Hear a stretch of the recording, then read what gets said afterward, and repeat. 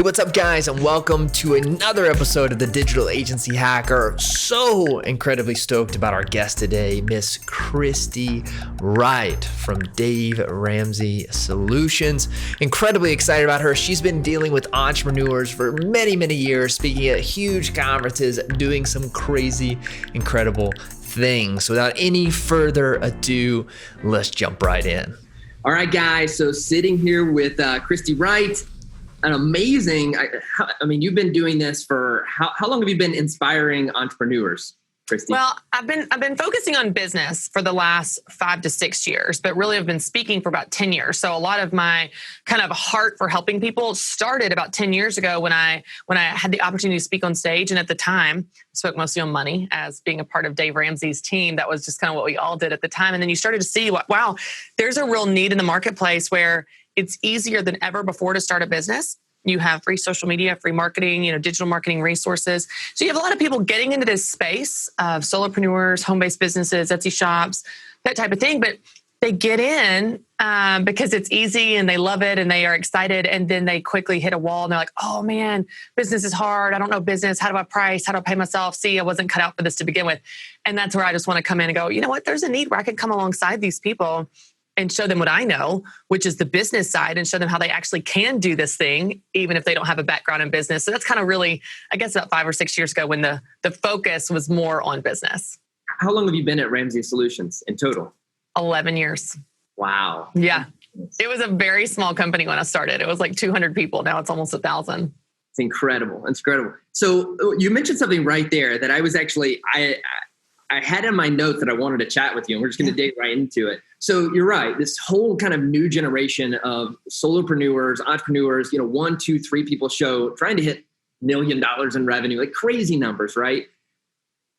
I believe there's going to be an issue with this group in the next 20 years. That's like when they start to retire, whenever they start to there's some complexities with this as well, right? With the, I was talking to someone the other day and he called me. He was like, dude, I just found out that he has a heart condition. And his whole entire business is on his back. He's doing a crazy income for his wife, but because he's not in that corporate America, right. How's he going to retire? How's his wife going to survive? What's going to happen? Right. What are you seeing in terms of these solopreneur small businesses preparing for the future? Used to it was an IRA or a retirement fund and all this stuff. Right. But what are you seeing? So here's what's interesting, whether you're talking about on a large scale, like retirement or a health problem or something like that, that's like a major, major issue and question and something that entrepreneurs have to deal with. Or even if you're just talking about how am I going to get through this year? What I have found is entrepreneurs or small business leaders, people that have side businesses that turn into a full-time thing, because it happens so organically, almost accidentally. It's not like I'm going to business school and I'm going to set out to start a business and it's this big brick and mortar store, this big commitment. It's not like that anymore. People kind of slide into business versus deciding to have a business one day. And what happens when that is the process they go through, they don't really take it seriously. And what I mean by that is they deal with fear, imposter syndrome, every bit of money they earn a lot of times feels like fun money, bonus money. It's kind of like, well, I'm just kind of messing around. Oh, it's just this little thing on the side. Or even if it is your full-time business, it's like, well, we're just kind of making it up as we go. And so all these different aspects of starting this way lead you down a path of 5 years, 10 years, 20 years. You're still treating it that way. So you're not as having your finger on the pulse of the numbers. You're not thinking as long-term. You're not as committed. You're not as, and I don't mean committed to your customer or committed to your dream. You're just not as committed long-term, thinking like, I'm going to have a plan. I'm going to be very intentional. I'm going to treat this like a real business. I am a CEO and I'm going to treat this that way. And so it's almost like this evolution has to happen, not just in the business, but in our own sense of confidence and our identity as I am a CEO, I am a business leader, and I'm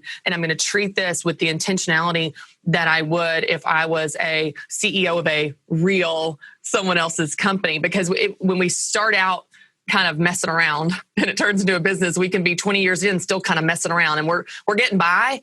but we're not taking it seriously. And we're going to face some of those struggles that you're talking about. So I think there needs to be an identity shift in the process where we treat it with intentionality, which then leads to some of those decisions you're talking about, from retirement to having an emergency fund or retained earnings, really thinking through, if the economy tanks like everybody's dealing with this year. So it just helps you think through some of those things. You're reminding me of, I have an aunt, and as a business guy, my aunt, I think she graduated high school, good old Southern woman from Arkansas. And she created this Etsy, just like fun hobby in a room. Sure. From a hobby. And now don't quote me on that, I think she makes probably like double or triple what her husband does, and, in a real job. And it's still kind of that hobby for her. And actually, but as a business owner, I'm like, I can't figure out how you did this. Like, you have like 100,000 followers on Instagram.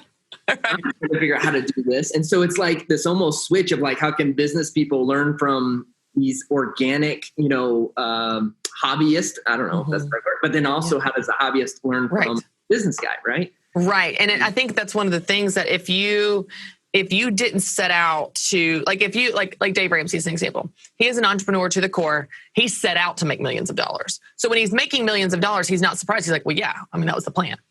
There's a lot of people that get into starting their own business just because they hate their job. They needed a little extra cash to pay off their debt, and that thing grows organically. And they still have in their mind the mindset that they had when they started, which is, this is no big deal. And so I think, like you're saying, both kind of personality traits, both kind of styles and approach to business can learn from each other.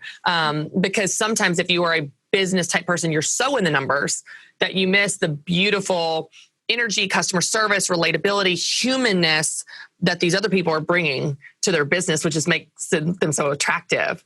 And then the other side is true. They can be so all about the people that they're not making any profit. And so you gotta have both.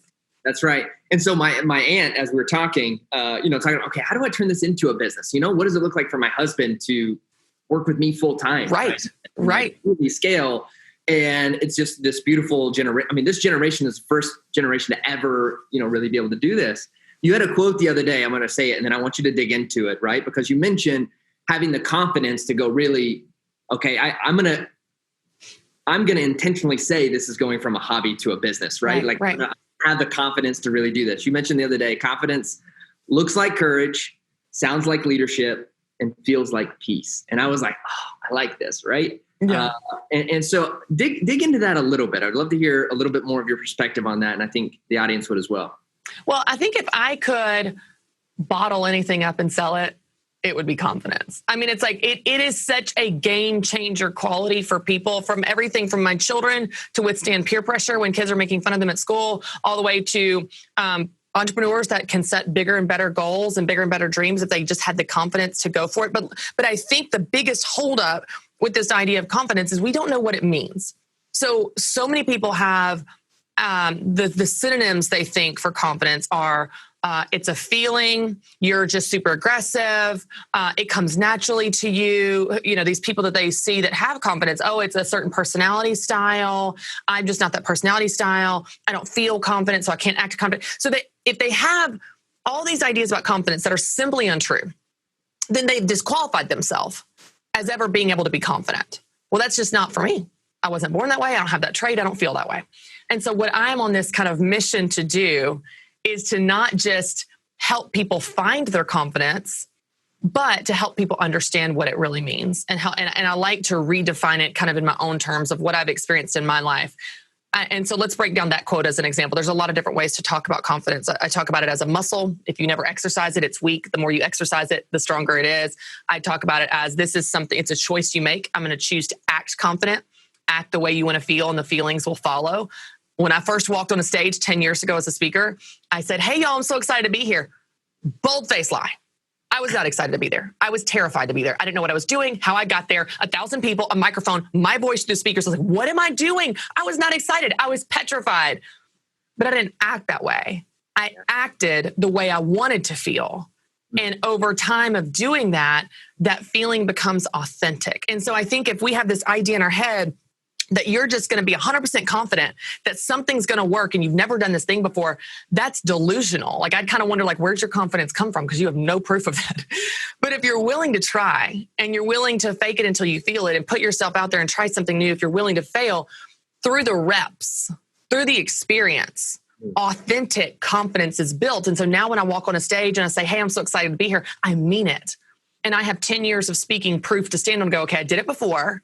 I might feel scared, but I know I can do it again. And that confidence is authentic. So as an example, the quote that you use, confidence looks like courage. So if you look at me from the outside, or you look at someone else that seems super confident from the outside, it looks like they're super confident, but really what it is they're just brave. They're willing to walk on the stage even if they're scared. They're willing to try the business idea even if they're not totally sure it's going to work. They're just courageous. They're willing to do that thing despite their fear. So they do it scared. It's not waiting for fear to go away so I can be so confident, then I'm ready. Let me tell you something. You know this better than anybody. Ready is a myth. No one's ready. Not for business, not for parenting. We're never ready. You just do it ready or not. And so that's where I think that from the outside looking in, you're going, oh, wow, that person's so confident. No, they're just courageous. They're just willing to do it despite their fear. So that's the first piece of it, kind of what it looks like. I think that when you hear someone confident talk, I think it sounds like leadership. I think it looks like or sounds like someone saying the thing that no one else will say, speaking up when they want to shrink back. I think it looks like carrying this mantle of, I feel a sense of responsibility to the world, to my gifts, to use my gifts. And I'm going to be a leader and lead in that, even if I feel scared, even if I don't feel confident. So when I walk on a stage, I'm not walking, like I keep using speaking as an example. It's just a good analogy and very real world for me of where I face fear and that type of thing. I feel a sense of responsibility to that audience that God put me, I believe as a Christian, that God put me on that stage because he has something he wants to say to those people.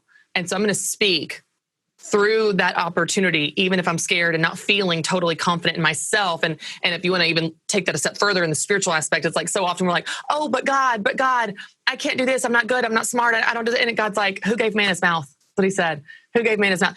I will teach you what to say. And so I think that it's just choosing to be a leader and saying, I'm going to lead. I'm going to lead in this space. I'm going to lead in this opportunity. I'm going to lead in this business. I'm going to say the hard thing. I'm going to speak up. I'm going to challenge things. And that looks like confidence. Like, oh my gosh, they're so confident. No, they're just a leader. And sometimes leadership is lonely. Sometimes it's scary. Sometimes it means going out front and doing the thing that no one else will do or saying the thing that no one else will say. And gosh, that sure does look like confidence or sound like confidence, but it really is just leadership. And then the third one, it feels like peace. So I think a lot of, if you think about even synonyms, insecurity, think of what all goes with insecurity: anxiety, fear, self-doubt, shrinking back, angst, mental battles, all that. When you think of confidence, I think it feels like peace. I use the example of my husband and I. This is a pretty personal example, but my husband and I, when we were, praying about starting, about having expanding our family and having a third baby, and we were having a little bit of trouble. And I talked to my doctor, and she, without even thinking, it wasn't my main doctor; it was kind of a specialist doctor about something else. I was in an appointment, just a regular checkup, and she's like, "How's things going?" I was like, "Yeah." It's like, "We're, really trying to have a third baby," and I was like, "It's a little harder this time around, so we're just not sure, what's going on." But I was like, but it's kind of where we are. And she was like, "Well, I tell women not to wait for that reason." And it was so callous and careless. And she wasn't trying to be rude. She wasn't trying to be hateful. It was just what came off her tongue instantly. And if I wasn't confident in who I am and who I believe God is as the creator of the universe and completely sovereign, then I would walk out and be like, oh my gosh, it's never going to happen. We're never going to have a third baby. I'm too old. And all the facts and stats and stuff would just flood my mind. But I walked out of there. And let me just tell you, JC, like this is me again, as a person of faith. I walked out of there and the first thought that entered my mind was, she's not God. And if God wants me to have a baby, I'm going to have a baby. That is real confidence because it's peace. It's a peace that surpasses understanding. It's a peace that God's got this, he's got you. And it looks like confidence, like, wow, she's so confident she can have a baby. It's not that. It's an inner peace that comes from something much bigger than you. And so that's kind of where that statement came from. Confidence looks like courage, sounds like leadership, but it feels like peace. It just feels like an inner peace, despite what's going on. That's what it feels like when you have that confidence. And if you look even at scripture, there's examples and examples after, do not throw away your confidence, for it will be richly rewarded. It's actually a beautiful word. It's a positive word. It's a word that I think that God wants for us. I think he does want us to be confident in who he is and who we are in him. We were going, so sorry, you can It's all good. Say that last piece one more time. I wasn't sure where it locked up. I was like, and I'm going to hold. We're holding a long time because he's not coming back. Well, we may have to reschedule it. So you were talking about the scripture there that talks about confidence, right? This is God. Yes. Yeah. So I believe that confidence is actually a really beautiful thing, a very positive thing, a thing that God wants for us. I think we are created to be confident in who he is and who we are in him. So it's actually not a negative thing at all. I think it's a really beautiful thing. Yeah. That's one thing I love. So we actually, side note, every single team member at Hite has to read EntreLeadership whenever they cool. the company, because I find that it's just such an easy way to align us instead of me talking about it all day. Yes. Like Dave says it better. And one thing I love, I think about Ramsey is, especially nowadays, like this idea of separating personal life and business life is like a thing, and for me, faith, family, and business is like one, like intermeshed, thing. Yeah. Like, I do business as a Christian. I'm a Christian business leader. I'm a husband. All these type of things like tie in together. It's one thing. How old are your kids now? I know you have 3. 5.5, 4, and 1. 5.5, 4, and 1. So you're right in this stage. So a lot of the listeners of the podcast, I think, are young entrepreneurs, right? And tying this back into confidence, for me, being a confident husband and leaders, like it's very difficult to balance because I don't know what I'm doing. Like, don't tell me to know my team. I have no idea what I'm doing. This is all new. No different than Dave. Like this expert, he doesn't know what it's like to lead 5,000 people. Right. And so it's going to slightly change the dynamic of Ramsey Solutions when y'all hit that, right? And so I want to tie this back in because for me, family is a really important aspect. Like me as a dad, me as a husband. And I've kind of made this commitment that if business ever got in the way, we would stop. We would slow down. Yeah. And I have to repeat that thing to myself all the time to make sure I'm accountable. How have you found or developed systems to help balance that as a business person as well as a mom? Wife? Totally. Okay, let's talk about it. So I'm actually working on a book right now on balance. So I'm like, let me watch myself because I could talk 6 hours about this. So I'll just, let me give you the high points here, JC, because I'm so in it right now. I'll tell you for me, and this is in working with lots of people, working with men and women in business and those that are not in business. So stay-at-home moms, full-time entrepreneurs, doesn't matter. Where I have found this sense of being out of balance comes from doing the wrong things. So let me unpack that for you. So I think that so often again, it goes back to redefining this word. I love to redefine words for people. So balance is this idea that we don't even define. We don't know what it means. All we know is we're sure we don't have it. It's this elusive, evasive thing we're always chasing. It's a moving target and we can't seem to get there. And so I think that we need to first define it to understand what it is so that we can actually achieve it. So here's what it's not. It's not a perfect 50-50 split between home and work. Because I know people that have had a perfect 40-hour work week and they're miserable and they feel out of balance. I also know people that have worked 70, 80 hours and they feel totally balanced. And so it's not just about this perfect split of 50-50. It's also not about doing everything for an equal amount of time. I'm going to have 15 minutes quiet time. I'm going to have 15 minutes with my wife and 15 minutes with my kid. That's not even real. That's not remotely realistic, much less desirable. You would never have focus. You would never have momentum. You would never be able to chase new goals or have margin for anything new. So it's not about doing everything for an equal amount of time. I believe it's about doing the right things at the right time. What that means is you are spending your one life on what is most important to you. And there's an ebb and flow to life and seasonality to life where that will shift. So what is most important to me when I'm on maternity leave is very different than what's most important to me during a season when I'm launching a book.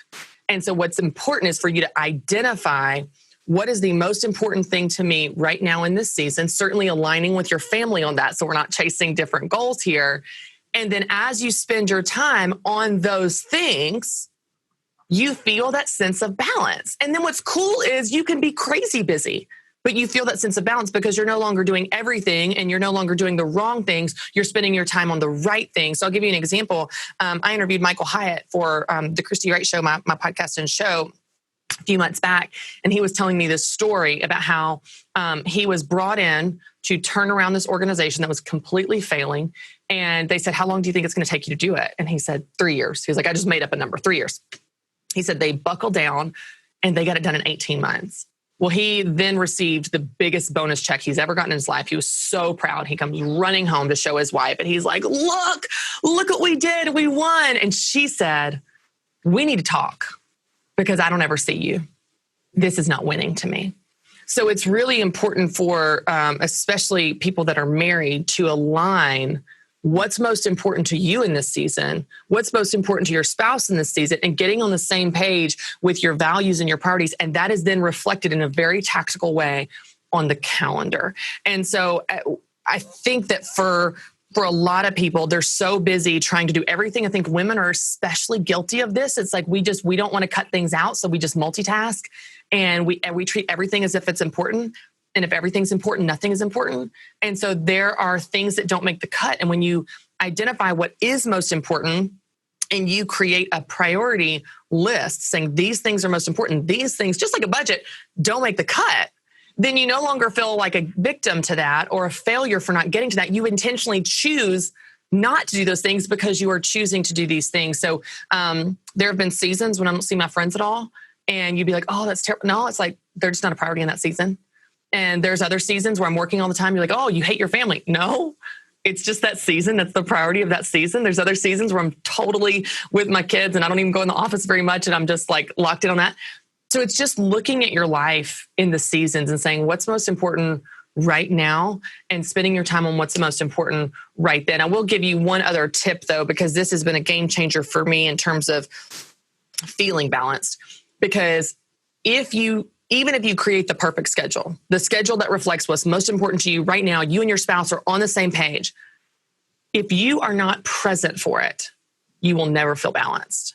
And what I mean by that is so often we spend our whole lives focusing on where we're not. We are living our whole lives looking through the rearview mirror of what we're leaving behind instead of the front windshield of where we are. And let's just talk about the implication of this. If you live your whole life that way, of course you feel guilty because you're always focused on where you're not. So a very simple thing you can do right now today is to flip your focus and be where your feet are. So there's obviously an implication there of technology and phones and social media distraction. But I just mean like literally don't let your mind be where you're not. So right now I'm here with you. I'm hanging out with you. We're going to talk about entrepreneurship and digital marketing and help people feel free in their business, in their confidence, and in what God has them to do. But tonight, when I go home, I'm going to be with my kids. I'm not thinking about this. I'm not opening the computer. I'm not checking my phone. I'm on the floor playing with them. And so if you give yourself permission to be where your feet are and be present in the moment that you're in, not only do you actually get to experience the moment you're in, but you shake the guilt because you stop focusing on where you're not. And I would say that's even practical with your to-do list. I know for me, JC, I'll have 50 things on my to-do list and I'll do 48. And I'm like, oh, but I didn't get to the 2. It's like, no, focus on what you did do, what you did get to, where you did spend time and be present there and be proud of what you did do. That's going to help you shake the guilt and actually be present for that schedule that you worked so hard to create. You know, it's interesting. Pre-COVID, I actually had on my calendar, in which one of our team members, I think his wife was not happy with him doing this, but I actually did it. I scheduled from 6 to 8 every day. It was no phone, family time, right? And my wife was like, cool, because she knows I love my calendar. And with the pandemic, I stopped doing that. And the other day, you reminded me, my two-year-old, I mean, she's barely talking. And she said, no phone, daddy, no phone.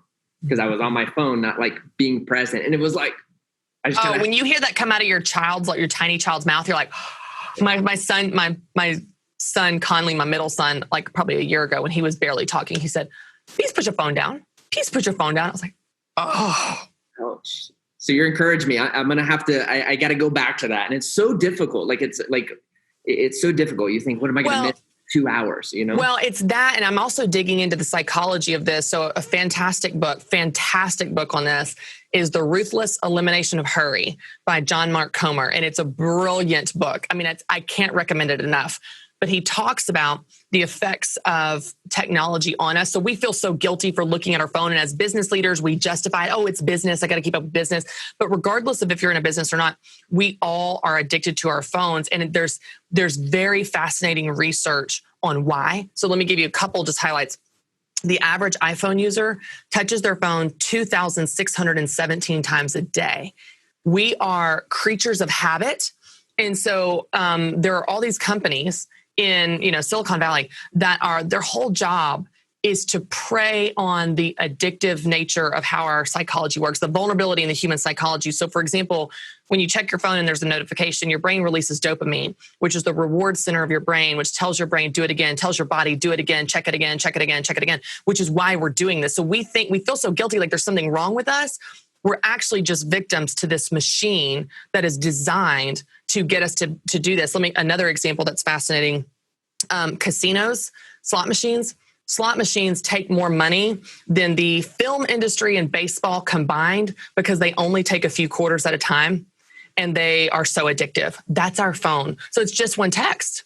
It's just one scroll. It's just let me send this one email real quick. Let me just check this one thing at a time. We're losing our whole lives to one little small thing at a time. And because it's so addictive, there's also some interesting research that our attention span has decreased so much. So in the year 2000, the average human being's attention span was 12 seconds. So it's not like we had a lot to work with here. It was very, very short attention span. But that was before the digital revolution. Now it has dropped to 8 seconds from 12 seconds. A goldfish has attention span of 9 seconds. So we are losing to goldfish.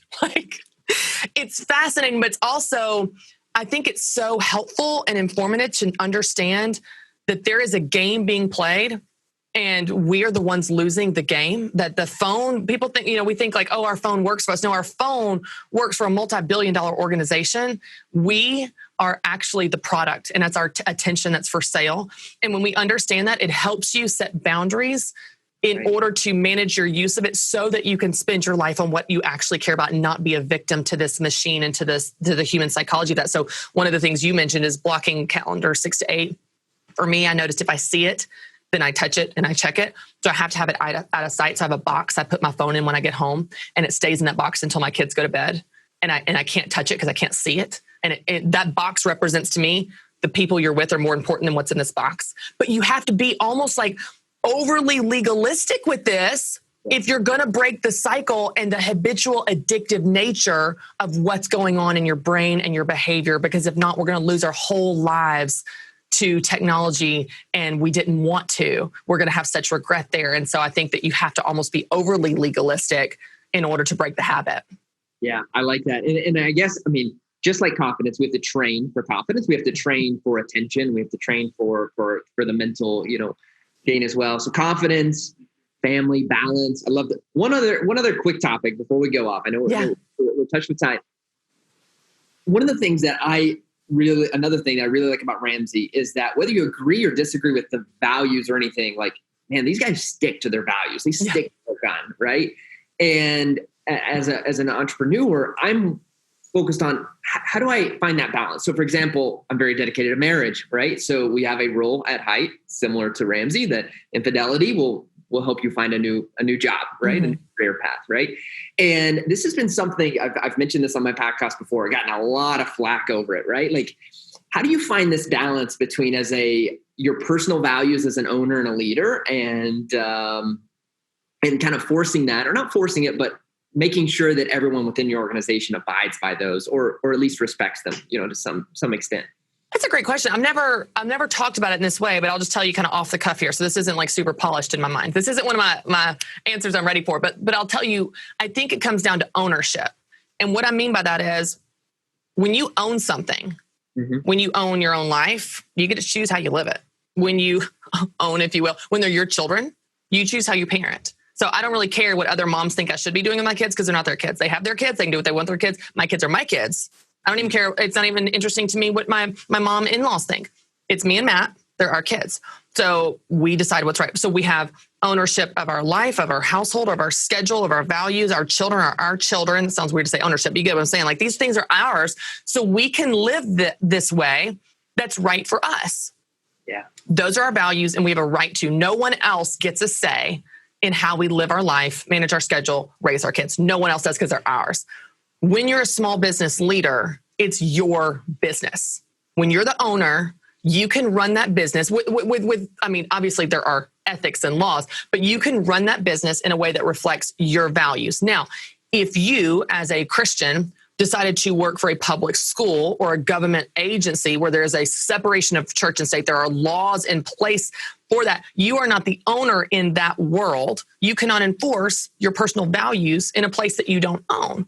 But if you're a small business leader and you decide that everybody has to say, as an example, everyone has to say at Chick-fil-A, my pleasure, when you say thank you, someone may not like that. Doesn't matter. It's true at Kathy's business, and he can do whatever the heck he wants to. If he wants to be closed on Sundays, he can, and he does, and he makes more money anyway. So when you own your business, you run your business by your values, and someone may not like it. That's totally cool. They totally don't have to work there. Yeah. It's like when someone doesn't like when I put on social media, I'm like, you can have a refund for following me. Yeah. You didn't pay anything to follow me. You can follow someone else. I'm unapologetically me in my home, in my schedule, in my life, on my social media page, through my brand and the things that I have my fingerprint on. And so I think that if someone doesn't like it, they don't have to be there. Yeah. You're not for everyone. And if you try to be everything to everyone, you're not anything to anyone. And so I think that in our world, even think about leaders that are really polarizing. Think about people that are, even if you don't like them, there's something about the fact that they have a backbone that you respect. Yeah. There's something about having a backbone in our world of everybody trying to tiptoe around everyone's feelings. And I'm so worried about being politically correct. And I'm so worried about, say someone tiptoe. No, it's like, there's something about having a backbone going like, hey, this is who I am. This is what I believe. If you don't like it, that's totally fine. I'm not going to push my values on you. But if you come into my world, this is how I run and this is how I operate in my world.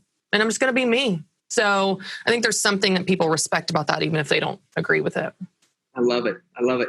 You're amazing, Christy. I truly appreciate you taking some time with me today. And this is some amazing stuff. I really value what you have going on and what you're doing at Ramsey Solutions, all this good stuff. If people want to follow you, right? I know you have a new book. When is the Balance book coming out? So the Balance book is not coming out until fall of next year, but I actually have a devotional coming out this fall. And it's kind of around this idea of balance, but it's a devotional.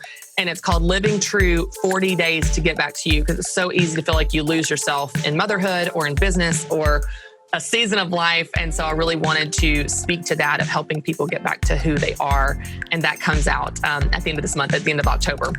Beautiful. And if people want to follow you on, I think Instagram, you're really... Yeah. That's my main place. Yeah. At Christy B. Wright. B as in boy, Wright. I love it. All right. Wonderful. Everyone, make sure to follow Christy. Got some amazing stuff. All right. Thank you. Thanks for having me. I love what you do. And it's just so impressive how you're empowering people. So anytime I can help, I'm happy to. I just love getting to hang out. You're amazing. Have a great day. Okay. Thank you. Bye.